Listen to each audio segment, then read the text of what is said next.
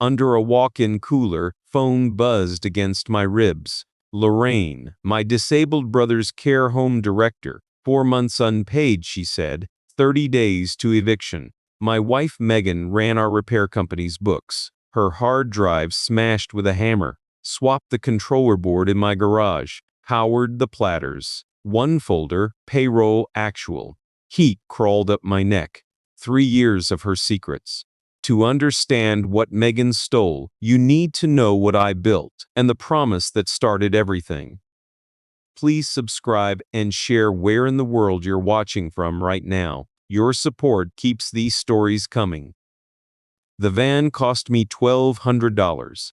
A Chevy Astro with rust along the wheel wells and a sliding door that stuck unless you kicked it twice, metal grinding along the rail. I bought it the week I separated from the Navy, loaded it with the olive drab toolbox stamped with my service number, and drove home to central Pennsylvania. 18 years ago, before everything she took, my father, was dying. Prostate cancer that had spread to his spine while I was pulling wire on a destroyer in Norfolk. My mother June called me on a Tuesday. "He won't ask you to come home," she said. "So I'm asking." I came home. Started Vickers Electric from the back of that van. Me, a set of Klein pliers, a voltage tester from 1998, and 6 years of Navy electrical training that taught me to trace any signal through any system.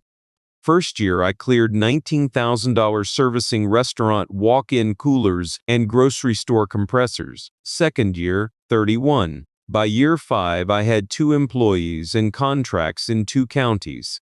By year 10, 4 employees and a 4,800 square foot shop with pegboard walls and 3 service vans backed up to roll-up doors. Kyle Brannigan handled our commercial insurance, came by once a quarter, dropped off policy renewals, shook hands, left. 7 years in, I met Meghan. She was a bookkeeper at an electrical supply house where I bought parts. Sharp, organized, honey blonde hair and a laugh that sounded like she meant it back then. Our first date, she asked about my brother Declan.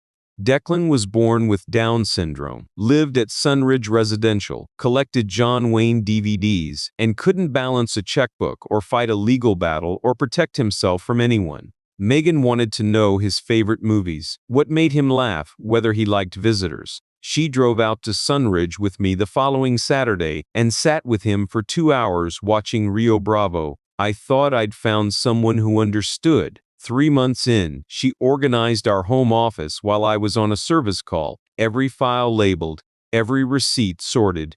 I came home and couldn't find a single thing to improve. We married that fall. Within 2 years, she ran the company's books, payroll, vendor payments, tax filings, Declan's care transfers to Sunridge, all of it through her desk. Made sense. She had the training. I had crawl spaces and compressor units and clients who needed me on site, not behind a screen. My father held on for 11 years after I came home. Longer than anyone expected. 4 years into my marriage, the end came. I sat at his bedside in the house where I grew up, holding his hand while machines beeped their countdown. My mother stood at the foot of the bed, October light through the blinds, the smell of antiseptic and coffee from the nurse's station down the hall. His grip tightened, pressure so faint I had to look down to confirm it was real. "Declan," he said. One word, my brother's name. "I know, Dad. Promise me." My throat closed. Swallowing took work, like forcing something solid past a knot. "I'll always take care of him. Always." He looked at my mother. She nodded once, witness to the oath. He died 3 hours later. Meghan stood beside me at the funeral, held my hand, said the right things to the right people. 10 days later, I was back in crawl spaces because compressors don't stop breaking, and the promise I'd made meant the money couldn't stop flowing. Declan's care at Sunridge ran $4,000 a month. I'd pay it for the rest of my life and never think twice. Meghan thought twice. It started before my father died. Year 3 of the marriage, she stopped driving out to Sunridge on Saturdays, stopped asking about Declan's visits. I told myself she was busy. After the funeral, it got worse. Year 5. I was on the phone with a supplier in the shop parking lot when I heard her through the open office window talking to our accountant. She said, "Jonas just fixes fridges. I run the actual business." Not a joke. A classification, something beneath her. My hand tightened around the phone hard enough to whiten the knuckles. I stood there in the gravel lot, sun on the back of my neck, and said nothing. Year 7, over dinner, the mask dropped all the way. Declan costs us $4,000 a month. He doesn't even know the difference. He's a drain we can't afford. My hands went still on my fork. Heat spread across my shoulders and up the back of my neck. I looked at her across the table. This woman I'd handed everything to, and said nothing. That night I went to my garage. Sleeves rolled past forearms, scarred from crawl spaces and compressor housings. 12 vintage tube radios lined the shelf above my workbench. Zenith, Philco, Arca AW1940s and 50s models I'd been restoring for years. Analog circuits, no shortcuts. You trace the signal path with your fingers. You find where the current breaks. You fix it. The same precision she dismissed as manual labor, the same patience she read as ignorance. 18 years, 6 employees, 3 counties of commercial clients who called my cell, not the office line, and a wife who controlled every dollar that moved through the company I built from the back of a rusted van. I trusted her with the books, the payments, and my brother's life. The first sign I was wrong came from a name nobody recognized. $16,000. 4 months of Declan's care at $4,000 a month. I drove to Sunridge the next morning and wrote the check at Lorraine's desk while she watched me sign it. The pen pressed hard enough to score the paper beneath. "This covers everything through October," I said. Lorraine Buckley folded her hands, reading glasses on a beaded chain around her neck. Photographs of residents lined the wall behind her. Declan's face, third from the left, grinning in a cowboy hat. Down the hall, a TV played a Western soundtrack. Declan's wing. He didn't know how close he'd come. "It does," she said. "But Jonas, if the regular payments don't resume, they will." She didn't push. 9 years she'd known my brother. She knew I'd bleed out before I let him lose this place. The check cleared. My savings dropped to almost nothing. Declan stayed, but wherever 4 months of his care money had gone, I still didn't know. And writing checks from an empty account wasn't a plan. It was a tourniquet. Next month's bill would land in 26 days. My account couldn't cover it. I went to the police. The station smelled like burnt coffee and floor wax. I sat across from a desk officer with a shaving nick on his jaw who hadn't looked up from his intake form since I started talking. "So, these payments," he said, pen-tapping the desk, "they come from a joint business account. My company's operating account. My wife manages the disbursements." "And she's still your wife," he said. "Yes." He set the pen down. "Mr. Vickers, this is a civil matter. Financial disputes between spouses. We can't investigate that. She's an authorized signer on the account. She stopped paying for my brother's care. He has Down syndrome. He can't fight this himself." "I hear you, but without evidence of forged signatures, unauthorized access, something criminal on its face, this is family court territory. I'd suggest consulting a family attorney." My jaw locked, pulse hammered in both temples hard enough to hear. I thanked him and walked out. The family attorney's office was wood-paneled and air-conditioned past comfort. She listened to everything, took notes on a yellow pad, and gave me the prognosis. "To access the company's financial records, we need a court order," she said. "Judge Harmon's docket is backed up. 6 weeks, maybe 8. My brother has 26 days. She closed her legal pad. "The court moves on its own timeline, Mr. Vickers." I sat in my truck in her parking lot, engine off, hands at 10 and 2 on the wheel. October wind pushed dead leaves across the windshield. I turned the key, engine caught. The noise in my head didn't, like a breaker tripping, circuit going dead before you reroute the current. No cops. No courts. No cavalry, just me and whatever I could trace with my own hands. Meghan controlled the books, the accounts, the records. Every door I'd tried was locked from her side. 3 days later, I ate lunch with Sal Petrocelli beside the service van, parked outside a grocery store whose walk-in we'd just regassed. October air carried the first real cold, the kind that works into your knuckles between jobs. Sal, my longest tenured employee, 50 years old, built like a fire hydrant, was halfway through a sub when he said it. "Hey, you ever meet Danny Hurst?" I looked up from my coffee. "Who, Danny Hurst?" "He's on the payroll. I see his name on the stubs when Meghan leaves them on the printer." Sal took another bite. "Been there at least 2 years. 2 years," I said. "Every 2 weeks. Timesheets approved and everything." He shrugged. "Never met the guy. Never seen him on a single job. Figured maybe he does off-site stuff for you." My hands went still. "He doesn't." Sal stopped chewing. Looked at me. I could see the question forming, but he didn't ask it. That night, I spread every crew assignment from the past 24 months across my garage workbench, every client invoice, every job sheet with names and hours logged. Danny Hurst didn't appear on a single one. A name on the payroll drawing a real paycheck. Timesheets approved bi-weekly by my wife. Direct deposit routing to an account I'd never set up. Heat spread across my shoulders and up the back of my neck as I cross-referenced the dates. Meghan had approved Danny Hurst's timesheets on the same days she'd skipped Declan's care transfers. The same sitting, the same desk, the same login. She hadn't forgotten my brother. She'd chosen the phantom over him.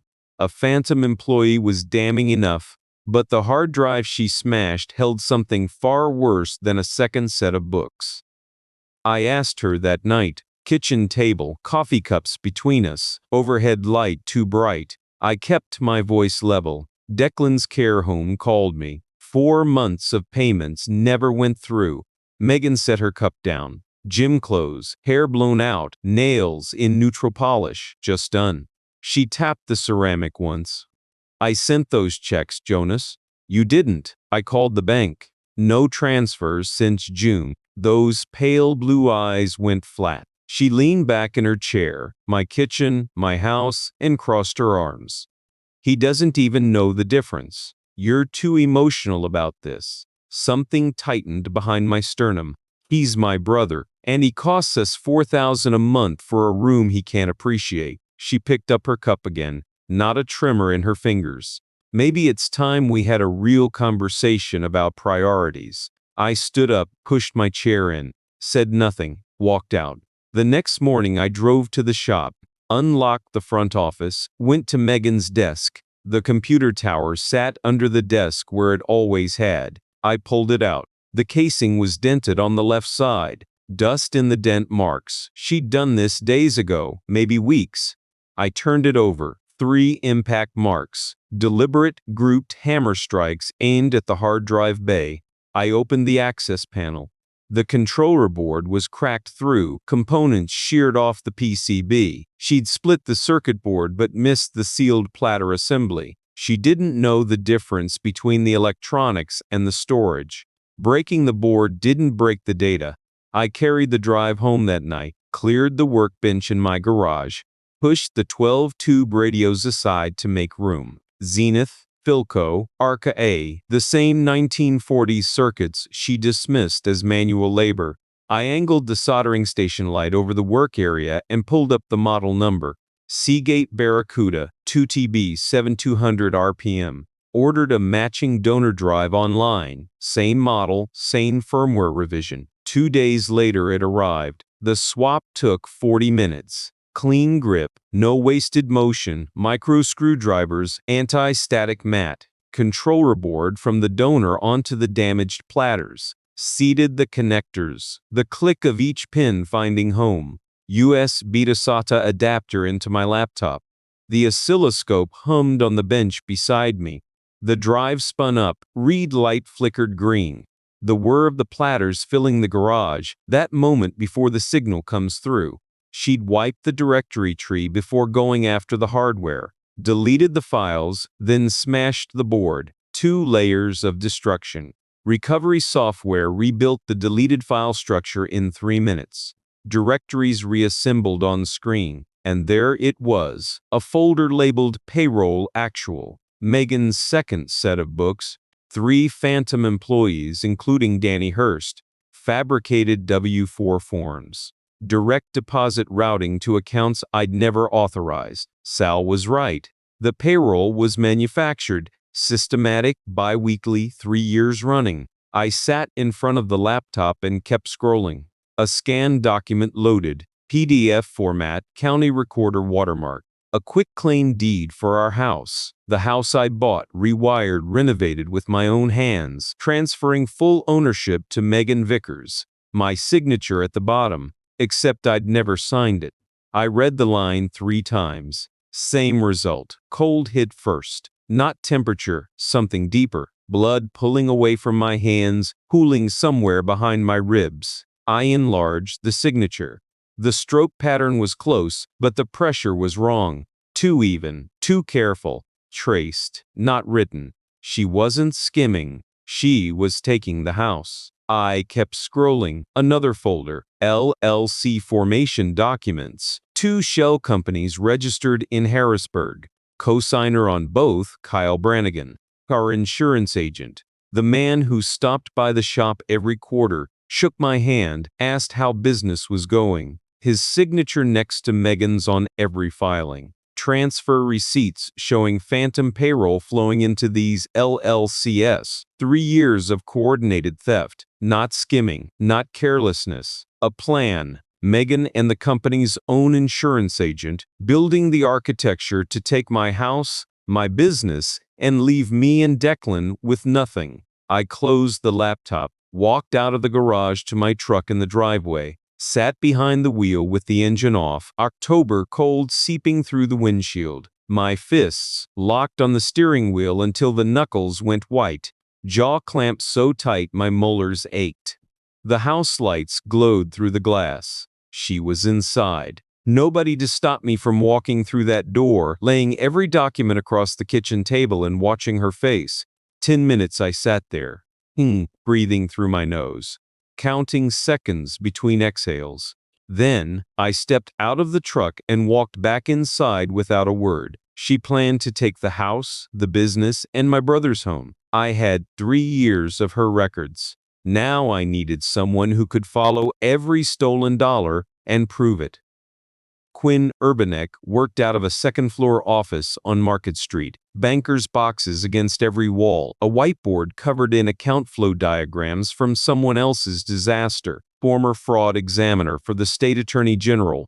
52 years old, pen behind her ear, and she delivered bad numbers the way I deliver a fault reading. Flat, precise, no room for argument. I handed her the recovered files on a Tuesday. She spread the printouts across her desk and didn't look up for 40 minutes. 3 phantom employees, she said. Danny Hurst, Elisa Cahill, and a Robert Emery. All drawing bi-weekly paychecks. Direct deposits routing to shell accounts co-signed by your wife and someone named Kyle Brannigan, our insurance agent. Quinn pulled her glasses off. Every shell LLC is registered to the same address. Second floor, professional building on Route 15. That's Brannigan's office. She turned a page. There's also a quitclaim deed for your house with a forged signature. That's a separate felony, forgery, and attempted fraud on the county recorder. I saw that on the drive. Then you know what we're building here isn't a civil dispute. This is criminal, multiple counts. 2 days later, she called me at the shop. I need the original bank authorization forms from your operating account. The ones with your real signature, not copies. I drove to the office during lunch, pulled every signed document from the filing cabinet Meghan hadn't touched, and brought them to Quinn's office in a manila envelope. She lined my real signatures against the forged authorizations, side by side under a desk lamp. Pressure's wrong on every forgery, she said, tapping the page with the cap of her pen. Too even. Traced, not written. Same hand that did the quitclaim deed. The total came the next day. $380,000. 3 years of phantom payroll, forged bank authorizations, and diverted payments, mapped, cross-referenced, organized by count for the district attorney. That evening, I sat across from Meghan at dinner. Pork chops, green beans, wine she poured herself without offering one to me. The pork chop tasted like nothing. I chewed and swallowed and cut another piece. Saved $14 at the store today, she said, flipping through her coupon binder. People don't realize how much you can save if you're organized. That's good, I said. My jaw ached from holding the muscles still. $14. How was your day? She asked. Replaced a compressor at the middle school. Routine, she nodded, already on her phone. I passed her the salt. She took it without looking up. The woman who stole $380,000 from my company sat 4 feet away discussing grocery coupons, and I said goodnight at 9:30 and climbed the stairs like any other Tuesday. The act lasted 3 weeks, 21 dinners, 21 mornings of coffee and small talk while she left for a gym she paid for with money she'd taken from my business. Each day, Quinn's case thickened. Each day, another dollar of Declan's next month ticked closer to landing. One Thursday, she was on her phone at the table, typing with both thumbs, smiling at something on the screen. I watched her fingers move and the heat climbed up the back of my neck. I could have asked who she was texting, could have laid every document across the table right then and watched her face go white. My hand tightened on my water glass. I set it down, picked up my fork, and asked if she wanted more green beans. Commercial clients called without prompting. Frank DeLuca, who owned 3 pizza restaurants in the valley, was first. Jonas, I paid you $4,200 for that condenser job in March. The invoice Meghan sent says $3,800. Thought you should know. Ray Hoffman at the school district called Thursday. Same story, $600 short. 2 more owners called that week. Payments they'd made didn't match what Meghan recorded. She'd been skimming the difference, $400 here, $600 there, folding it into the shell accounts. Small enough to miss unless you compared notes. I drove to my mother's house on a Sunday. June sat at her kitchen table with tea, steel gray hair pulled back, reading glasses beside her cup. Told her everything. Phantom employees, forged deed, Kyle Brannigan, shell accounts, $380,000. She didn't interrupt. When I finished, she pressed both palms flat on the table and held them there. The clock above the stove ticked through the silence. Her mouth thinned, the look she used to give when a patient's chart told her what she already suspected. I need to show you something, she said, about Meghan and her Aunt Phyllis. She opened a drawer and pulled out a manila folder. I didn't ask what was in it. That night I sat in my garage at 2 in the morning, bare feet on cold concrete. The workbench light threw a yellow circle across the shelf of half-restored radios. Zenith, Philco, RK, circuits waiting for hands steady enough to finish them. My hands weren't steady. Hadn't been for weeks. Declan's next payment landed in 5 days. My account couldn't cover it. Quinn's case couldn't move that fast. 21 dinners across from her, asking about her day, saying goodnight. Walking through a marriage I knew was a crime scene. Something had gone hollow behind my ribs, not anger, not grief, an absence. I'd spent so long performing that I couldn't find the line between the act and whatever was left underneath. I could walk away, drop the folder on the kitchen table tomorrow morning, tell her I knew everything, let the lawyers sort it out, end the performance, sleep in a motel, and stop pretending to love a woman I'd built a case against. Part of me wanted that more than anything, to stop the lie, to breathe without calculating every word. But walking away meant walking away from the evidence Quinn still needed, meant giving Meghan time to run, to hide money, to call Brannigan, meant Declan losing his home while I lost my case. Then my eyes caught the photo propped against the Philco chassis.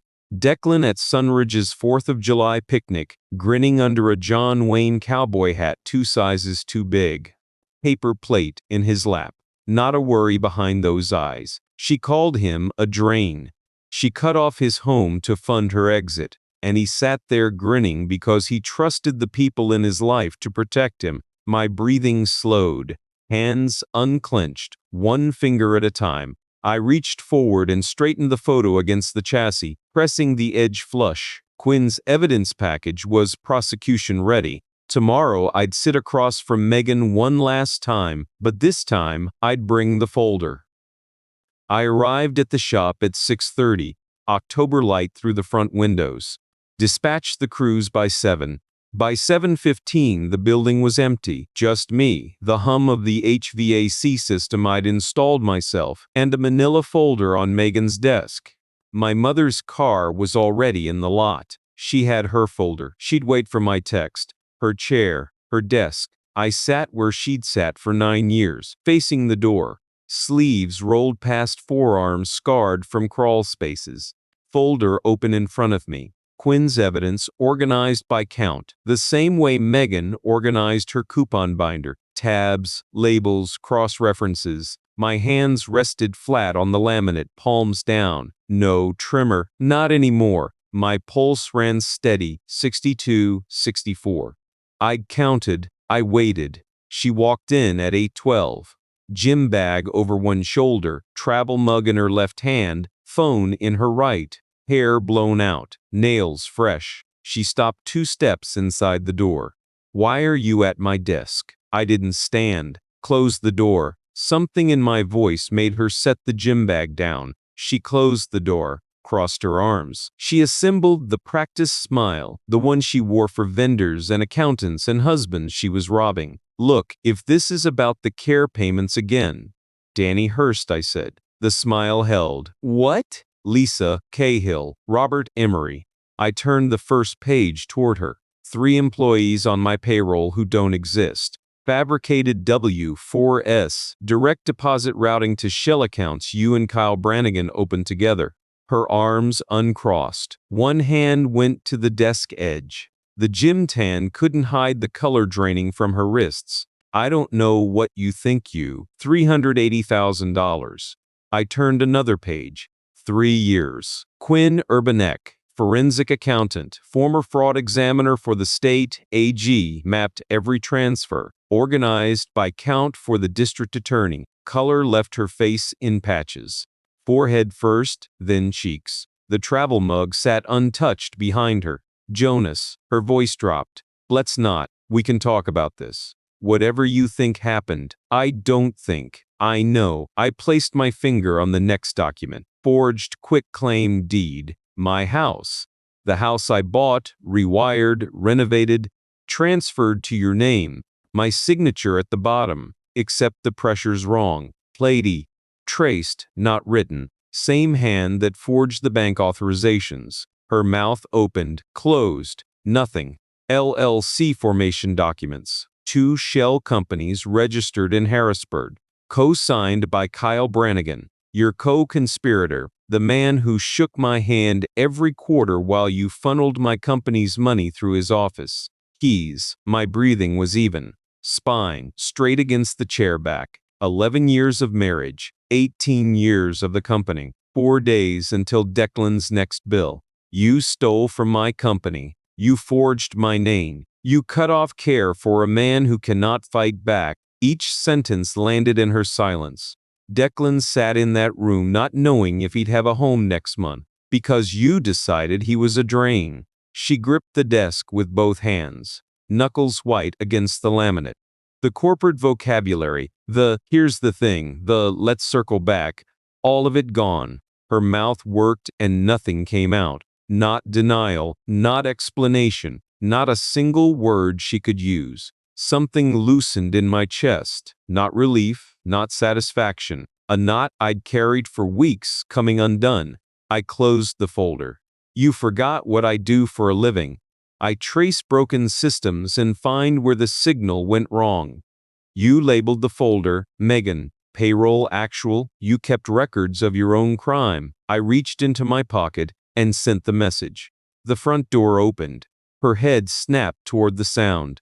My mother walked in carrying a manila folder of her own. 71. Steel gray hair pulled back, reading glasses in her breast pocket. She didn't look at Meghan with hatred. She looked at her the way she'd once looked at a patient's chart when the diagnosis was final.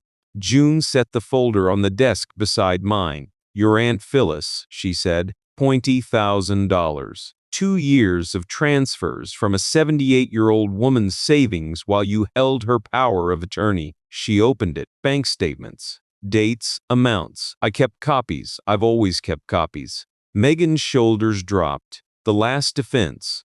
One-time mistake. Marital dispute. A wife who went too far. Gone. Not a mistake. A pattern. Lifelong. The DA had everything. But standing in that office, my mother beside me and my wife's silence filling every corner, I wasn't prepared for what the fight had already cost me, or what it would cost next. Quinn delivered the evidence package to the district attorney on a Monday. By Wednesday, criminal charges were filed against Meghan and Kyle Brannigan. Fraud, forgery, embezzlement, conspiracy. 4 counts each. Quinn called me from her office. I was at the shop, soldering iron in hand, when the phone buzzed. "Grand jury moved fast," she said. "Judge signed the emergency asset freeze an hour ago." I set the iron down. Heat spread across the back of my neck. 3 years of theft reduced to a phone call and a judge's signature. That night, $380,000 in shell accounts locked at once. Every LLC, every phantom payroll routing, every account co-signed by Meghan and Kyle, frozen. The lifestyle funded by 3 years of diverted paychecks collapsed between dinner and breakfast. Meghan's personal account went dark at 9:47 p.m. Quinn sent me the timestamp. My shoulders dropped when I read it. An inch of tension I hadn't known I was carrying. The forged quitclaim deed was challenged the following week. My attorney filed a motion with the county recorder's office, supported by Quinn's signature analysis, pressure inconsistencies, trace strokes, a forgery. A forensic document examiner took 11 minutes to confirm. The court voided the deed. My house, the house I bought, rewired, ran new copper through every wall, stayed mine. My name on the title, nobody else's, but court filings in Pennsylvania are public record.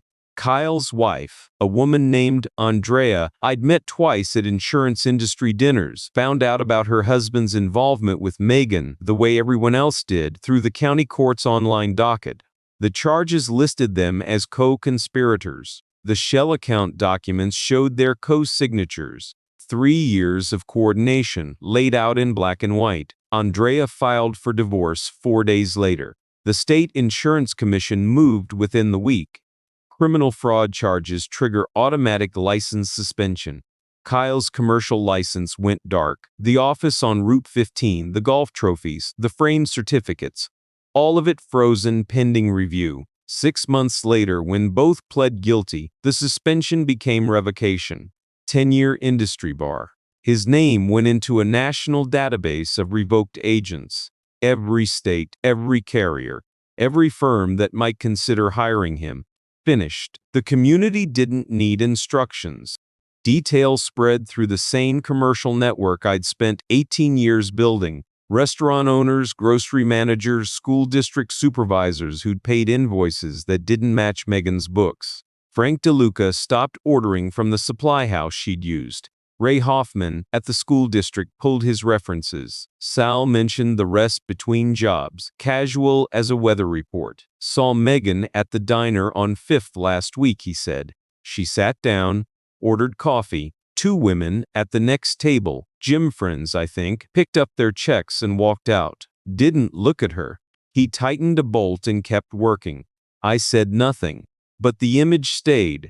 Meghan alone at a booth in the diner where she used to hold court, the architecture of a decade coming apart around her, one empty chair at a time. I went back to work. Carhartt shirt, leather boots, voltage tester clipped to my belt. Hired a new bookkeeper named Patricia, 20 years at an accounting firm, clean record, no ties to Meghan or Brannigan. She set up new accounts, new authorizations, new protocols. 2 signatures required for every transfer over $500. No exceptions. The service vans ran. Clients called my cell. I rewired the exhaust fan at DeLuca's second restaurant. Replaced a compressor at the middle school. The first morning back in the field, Sal met me at the van with 2 coffees. "Good to have you back, boss," he said. "Good to be back." My spine straightened against the van seat in a way it hadn't in weeks. The business was smaller, bruised, but running. I should have felt lighter. Most days, I didn't. The weight had shifted, not lifted, lodged in a different part of my chest, duller, harder to name. I drove home from jobs and sat in the truck for 10 minutes before going inside. At dinners alone at the kitchen table where I'd performed 21 nights of marriage I knew was a crime scene. The silence was better than the act, but silence has its own cost. On a Tuesday in November, I drove to Sunridge and sat across from Lorraine Buckley at the same desk where I'd written that $16,000 check 2 months before. This time, I signed different papers. A protected trust for Declan's care, 3 trustees, quarterly audits, no single person able to redirect the funds. 3 signatures to change anything, Lorraine said, watching me sign the last page. Not one, not ever again. The pen pressed the page the same way the micro screwdrivers had pressed the hard drive contacts. Clean grip, no trimmer. She reached into her desk drawer and pulled out the 30-day eviction notice, the document that started everything, the phone call under the walk-in cooler, the smashed hard drive, the folder Meghan labeled. Lorraine held it up so I could see Declan's name printed on the top line. Then she tore it in half, paper splitting down the center. Something behind my ribs unlocked. Pressure I'd carried since October releasing all at once. Down the hall, a TV played a Western soundtrack. Declan's wing, safe. Every consequence she earned found her. But the hardest part wasn't winning. It was what the fight had cost me to carry. Before I continue, please like and give my revenge a score from 1 to 10. I want to hear your thoughts.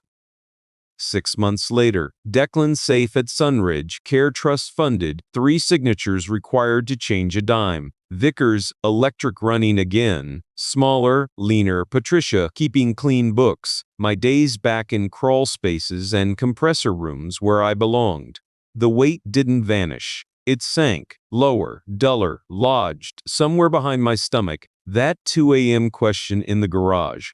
Whether weeks of performing love across a dinner table had hollowed out something I couldn't repair, I had my answer now. It had. Not broken, hollowed. A space behind my ribs where something used to be, scraped clean by 21 nights of smiling at a woman I was building a case against. I'd do it again, every dinner. Every good night, every lie. I'd do all of it for Declan, but I won't pretend it was free. Spring evening, garage workshop, yellow light over the bench, the Navy toolbox in the corner where it started, 12 tube radios on the shelf, some restored, amber tubes burning behind wooden cabinets, others still waiting. I set the 1948 Zenith on the workbench, plugged it in. The tubes warmed from dark to amber, slow, patient, each glass envelope catching fire from the inside. Then, the signal. Warm analog current through vacuum tubes older than I was. Heat rose from the chassis into my fingertips. My hands lay flat on the bench. No tremor. Everything worth hearing travels through something that can break. Everything worth hearing does.